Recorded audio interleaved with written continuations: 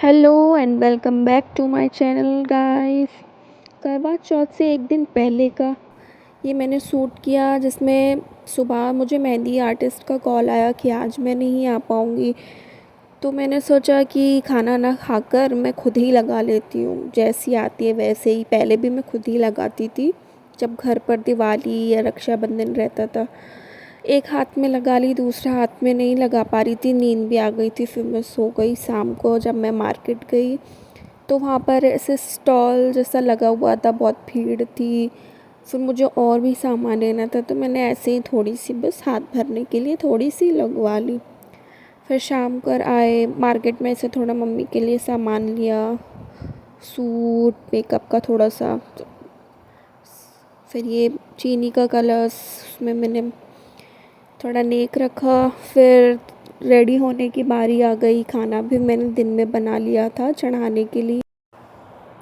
Sari, gold jewellery और mummy के लिए जो सामान मैं कल लेकर आई थी उसको मैंने ऐसे सजा लिया था।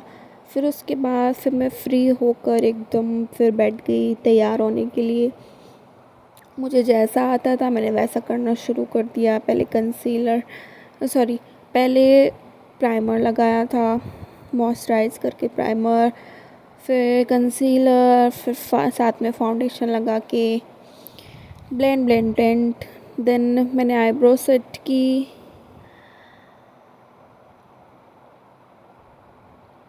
आईब्रो वगैरह मैंने कुछ भी नहीं बनवाई हुई थी।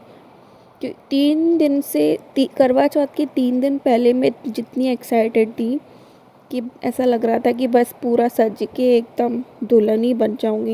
लेकिन जिस दिन करवा चौथ था उस दिन बहुत ही लो फील हो रहा था, प्यास बहुत लग रही थी, कुछ करने का मन ही नहीं हो रहा था, डाउन हो गया था एकदम। फिर भी जैसे जैसे टाइम आता गया पूजा करने का, वैसे वैसे थोड़ी सी एनर्जी तो लगी। फिर वैसे ही मैं तैयार होने लगी।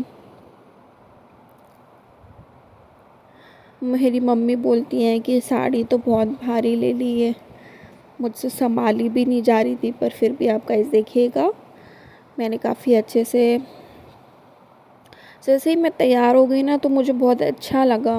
मतलब मेरी जो भी लो मुझे लग रहा था, फिर मुझे वापस से फिर एनर्जेटिक फील हुआ। तो पता नहीं क्यों, बस सजने के बाद थोड़ा सा ऐसा कॉन्फिडेंट ऐसा लगने लगा। अच्छा, फिर मैं अपना आई मेकअप करने लगी। आई में भी कुछ समझ में नहीं आ रहा था, बट यही है कि रेड और गोल्डन मिक्स कर लिया था, थोड़ा ग्लिटरी बना लिया था उसको। पहले मैं सोच रही थी गोल्डन वर्क है तो गोल्ड ही लगाती हूँ। फिर मुझे उसमें थोड़ा सा रेडिश दिखा तो मैंने रेड लगाया। रेड आई शेडो लगाने के ऊपर फिर मैंने गोल्डन कर लिया। फिर उसके बाद मैंने काजल नीचे लगाया थोड़ा। नीचे आईज़ थोड़ी खाली खाली लग रही थी, तो काजल लगाने के बाद काफ़ी सुंदर दिख रही थी। मस्करा भी लगाया, डन। बेस कंप्लीट हो चुका था। उसके बाद मुझे ना ब्लश भी नहीं समझ में आ रहा था कि मैं ब्लश कौन सा लगाऊं। एक्चुअल मुझे मेकअप करना नहीं आता है, ना ही करना आता है और ना ही मैं करती हूँ।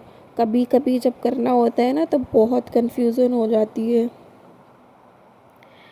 कि कौन सा कलर इस कपड़े पर जाएगा, कौन सा नहीं जाएगा। पर फिर भी जो समझ में आता है मैं कर लेती हूँ। ब्लश लगाने के बाद फिर मेरे पास हाइलाइटर का ब्लश नहीं था, तो मैंने उसी से थोड़ा सा हाथों से उसको दबाकर ऐसे थिन करने की कोशिश की। फिर उसी से मैंने हाइलाइटर लगा लिया था थोड़ा थोड़ा।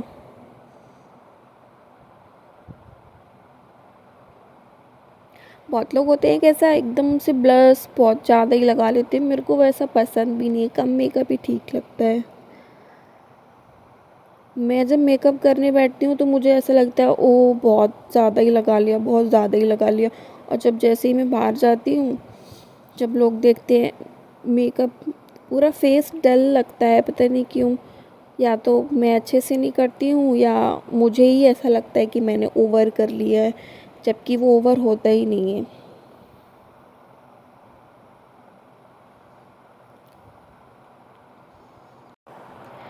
उसी स्विस ब्यूटी पैलेट में ब्लश हाइलाइटर साथ में था, तो उसी से मैंने फिर हाइलाइटर भी लगा लिया था। वैसे ही ब्रश को दबा करके, ज़्यादा तो नहीं लगाना था, जितना जितना भी हो सके मैंने लगा लिया था। फिर उसके बाद यही अपना बेस को मैंने फिक्स किया फिक्सिंग स्प्रे से। अच्छा, ये फिक्सिंग स्प्रे के बाद एक अलग ही ग्लो आ जाता है वैसे। फिर मैंने दो बिंदियों को अटैच करके एक सिंगल बिंदी बनाई थी, जिसमें एक रेड थी और एक स्टोन वाली वाइट स्टोन कर थी। उन दोनों को मिला के एक मैंने बड़ी बना ली थी बिंदी। अच्छी दिख रही थी काफ़ी।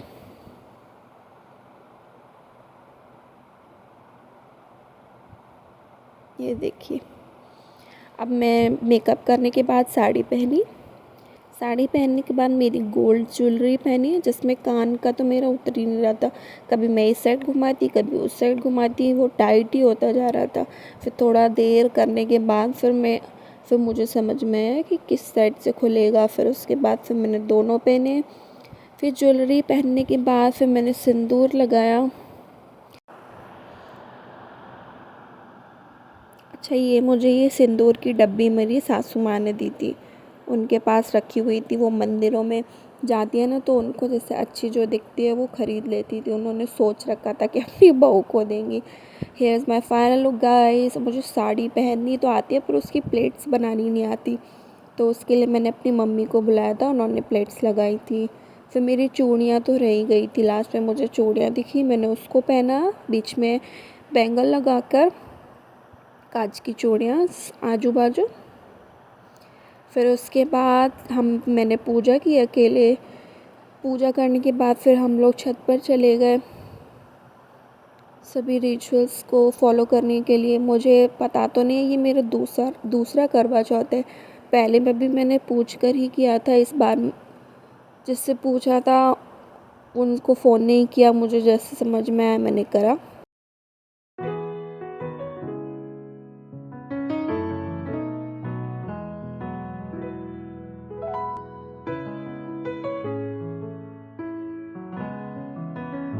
तो मुझे दिन भर में इतनी प्यास लग रही थी, इतनी प्यास कि अभी हाथ में लोटा पानी का दिक्कत सा लग रहा था कि पूरा उसी टाइम पी लूँ। पर मम्मी बोली कि एकदम से मत पी, एकदम से मत पी। तो मैं रुक कर थोड़ा थोड़ा पी। फिर नीचे जाकर मैंने पूरा खाना वाना खाया। उसके बाद सबको खिलाया खाना। And here is the end of the day.